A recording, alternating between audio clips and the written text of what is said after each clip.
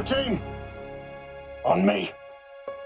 Talk about getting ready for Master Chief, because let me just say, I really enjoyed watching you post getting ready to play Master Chief. Yeah, it was you know, a long and difficult process, but one that I enjoy. I'm naturally a pretty thin guy by build, and so to put on and hold the kind of muscle that I felt was appropriate for the chief, I had to eat a lot and I had to lift a lot of weight, and sometimes I put some pictures on Instagram of that. Yes, folks can go see it. It's been documented. It was great documentation. It's the best thing I would say. You can thank my trainer, Eddie Rayburn, who is not only, you know, the man who helps me build the muscle, but also my personal photographer. Oh, I love that even more. Yeah, it's sort of like chef taking pictures of the plate kind of thing. I love that.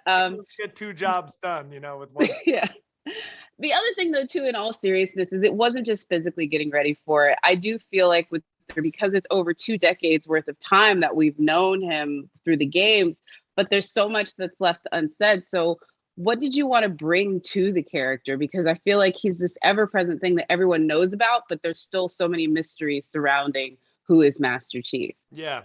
Well, he's a blank slate. You know, he's a symbol for all of us as players when we play Halo. He's a symbol for bravery, for courage, for effectiveness under extraordinarily difficult circumstances, and we are him when we play the game. You know, we all are asked to go through the Halo universe as the Master Chief and believe that we're him. And in order to do that, he's kept as a very vague blank slate, you know, as a symbol. So there is no character development. There is no, you know, getting into his personal feelings or thoughts or, you know, how he feels about certain situations, because you're meant to fill those details in with your own personality as you play the game, and you're a co-creator of the experience as a gamer.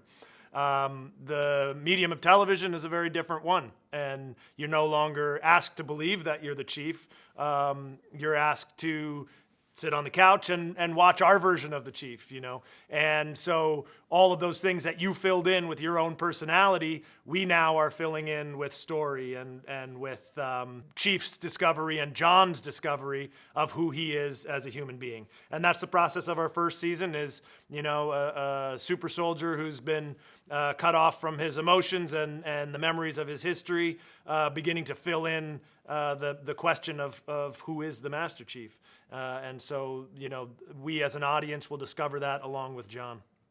Yeah, I like how you're playing vague. I mean, we get some clues throughout the game. So let's just say there's a lot I think that folks are going to get to discover. But it sounds to me like this role was made for you. And so real quickly before I get out of here, what was the process of actually like getting the role? Because I would feel like I personally felt that this was like the pitch perfect casting, but was this something that you went after as a gamer at heart? Well, no, not as a gamer at heart, because I didn't grow up with TV or video games. I had played the game, you know, as a teenager, but mostly like at friends' houses after school. But I hadn't ever played campaign or story mode. I'd only played it as a versus shooter. So I was not aware at all of, you know, the amount and the depth of the mythology and the story that had already been created for the game. So that was my process of discovery when I got the job, was really just an eye-opening experience of realizing how much had already been created and how deep and rich it was. So that's been the process for me so far, and just feeling really extraordinarily lucky, you know, that I get to do this, that I get to be a part of such a deep and rich and big community that is so excited for this process to finally come to fruition and for Halo to be on their screens, because they've waited for a long time. We've all waited for a long time for this to happen. So really feeling quite lucky. And yeah, it does feel like a really good match of character and actor. You know, I think a lot of the stuff that I've done in the past has kind of led me up to this moment, with 13 Hours and Den of Thieves kind of being really good preparation, particularly for this role. But many other things I've done in the past that are quite different from this also led me here, you know, and it's one of my real goals as an actor is to stretch myself in as many different directions as possible as I can while I am lucky enough to be in this position. And this feels like one particularly strong direction to get to push myself in. Here's lethal, upgradable, and most importantly, controllable. Yerin, I'm going to start with you because what's so interesting with your character is it's new to the universe, and we're really getting to explore the various things that we didn't necessarily get to pull from the game. And I'm just curious, like, did you finally decide to get past level 2? Have you made it? Everyone keeps asking me this. Yeah. I need tips. I need someone to guide me. I can't do it on my own. I haven't. No, I Jen, haven't. Did you give her any tips? Because I would imagine being literally pulled from the game and dragged all the way into this series. I'm just kidding. No. Did you have to like come and give everyone like tips and pointers? Like, this is what you guys need to know. Oh, they would love that if I did that. Yeah. That would be very well received. Why haven't you done that yet? I did not do anything like that. No, I think I'm the baby on this show. I mean, because I have done very little television. I've done just small amounts of it. So Same, sis. Yeah. So we're the babies. We're the babies. Yeah. I feel that. But seriously though, I feel like Kwan's character, there is an entirely different feel to the series because of her inclusion. Yes. What particularly did you want to bring to this character, because it is such a blank slate in the sense that you could do so much with it as it didn't have so much lore coming into it? I guess I wanted to create her as a way for the audiences especially for the new audiences, because, you know, I remember Otto, the director, being like, you're experiencing everything for the first time. Like, Kwan is experiencing everything for the first time. And I hope that the new fans will also feel that. And I feel like with her inclusion in it, it will bring that new audience and being able to understand everything that she's also going through at the same time. And also, I guess, just in terms of like those themes of like empathy and kind of, you know, those human emotions that we don't really get to see Master Chief with in the games. I think we bring a lot more sense of like a personal story with her inclusion into the series. Yeah, no, I think both of your inclusion adds so much to what Master Chief, the character, is able to do throughout the series. Again, I haven't seen that much from but what I know from the games, and then also from what I've seen, I feel like you both are going to be such formidable influences. And Jen, I heard that you got to do a little bit of voice capture with Pablo. And so I'm just curious what that was like. I mean, I feel in a voice capture studio, you have to feel like, all right, I got this. I could show him what's up. No, I've never felt that with Pablo. No, Pablo's the pro, man. He is the pro. No, I did some motion cap. We did motion capture.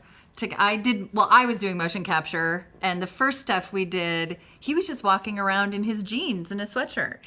Yeah, It's Pablo for you. Yeah, And his little sandal-y thing. yeah. He didn't have to do any motion capture. Man, Yeah, he was not in the suit. At least he got to enjoy you in your element. How about that? I do Yes. dig that very much. And honestly, I'm so glad you're included as a person that played the game. I could not Thank you. imagine anybody else's voice. So Thank you, so much. Jacqueline. I'm thrilled to be here. Oh, me too. Sorry, I just love hearing you talk. You just decided to help me. Why would a Spartan do that? What does one do with a superhuman you're not sure you can trust? Hello, Master Chief. I'm Cortana. Both of you, thank you so much and congratulations on the series. I have to kind of ask both of you, and Natascha, I'll start with you.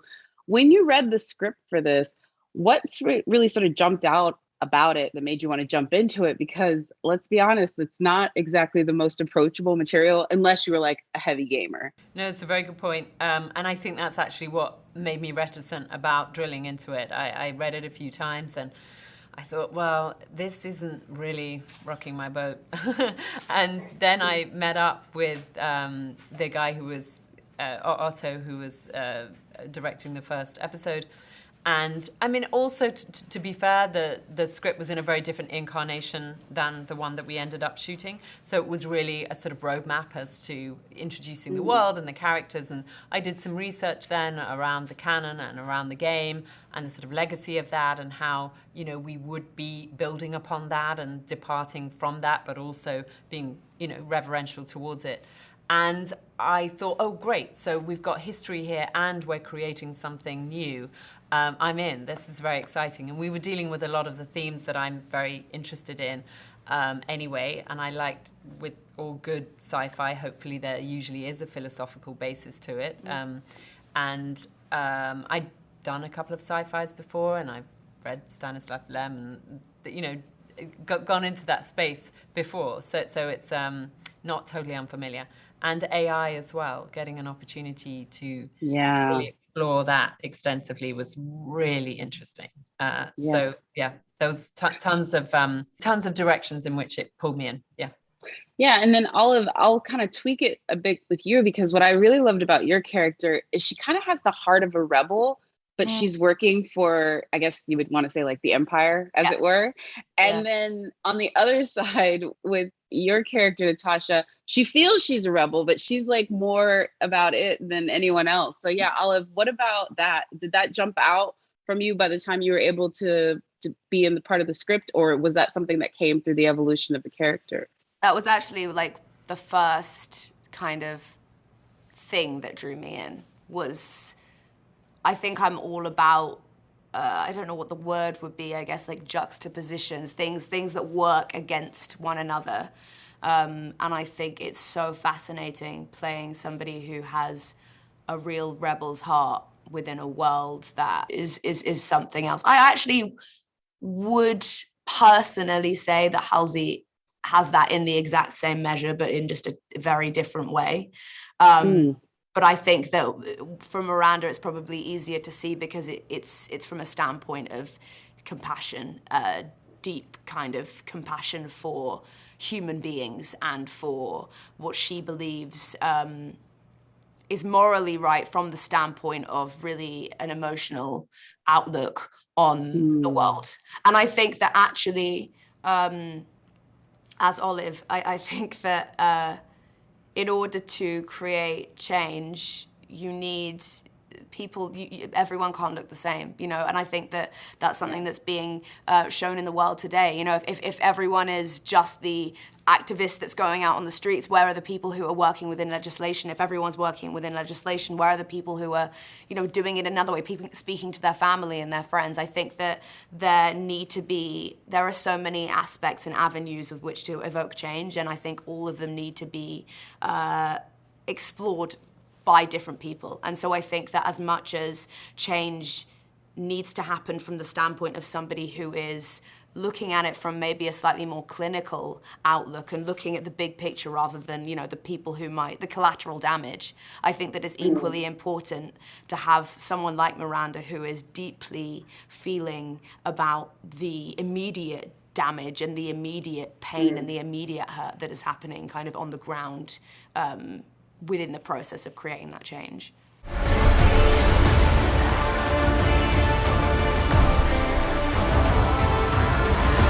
Humans, surrender to the Covenant. Cortana, I'm gonna need you now. I wanted to start with how you all decided to craft this particular version of Halo, most specifically the suit, as that is such an iconic part of the sort of Halo universe. Yeah, I mean, I think the broader question of just crafting the overall story was really about being able to tell a character story around Master Chief and John. And, you know, we have this universe which has this epic sci-fi backdrop and this alien-human conflict and humanity at stake. And so those pieces we knew we would bring in, but in telling John's story, you know, that's really where Steve sort of took it from there. I mean, the origin of him was important to the journey, but Steve really crafted that journey. Yeah, we wanted to tell a human story and tell John's story, and pull from canon, elaborate on canon, give people a sense of what if you're absolutely new to Halo, give you that sense of the history, and if you're a longtime Halo aficionado, you get to see stuff that you've read about in other media, and just tell a human story that would be compelling on its own, and then just put it in this amazing world that, you know, Halo spent 20 years building. both in scale and scope, and also just in terms of the characters and the themes of that make it special. And the armor, And to the your armor. point. Yeah, in Was the an armor. incredible process, right? And Yeah. with each game, we go through tweaks with the armor. There's actually a number of different sort of generations of armor, and so this is its own generation. They always sort of come from the same place. But I think what was so interesting about the process is, while we've built armor, physical armor before, with our battle scenes and our action scenes, this was so much, took so much of a harder toll on the armor. And we discovered there's all sorts of things that are super easy for us to do in the games because we can cheat. We can cheat collisions and, how things, how the how the rifle butt fits in. In the real world, those things actually don't work. Even just reaching for your gun. Yeah, quite the same way. Yeah, even being able to reach and get the gun is a challenge. And the armor weighs like 50 pounds, right? So these guys and gals are running around in 50 pounds of armor. That also is, not fragile, but is physical. And so I was saying that after every battle scene, it looked like a car crash. Like there's just armor everywhere. And Well, one of the people that fits out that armor very particularly well is Pablo, just because of what he brings not only to the character but to its physical stature. If you guys could just real quick tell me why you knew that he'd be the perfect person to embody essentially everyone's avatar throughout the Halo world. It's a very intimate sort of relationship with the gamers. And Steve, I'll start with you. Well, his was one of the first audition tapes, I mean, if you want to call it that I saw, and I immediately was drawn to it because I was a fan since, The Wire, when he was just a young guy and starting out, and just followed his career. He brings to the role not just great physicality and control of his body and size and strength.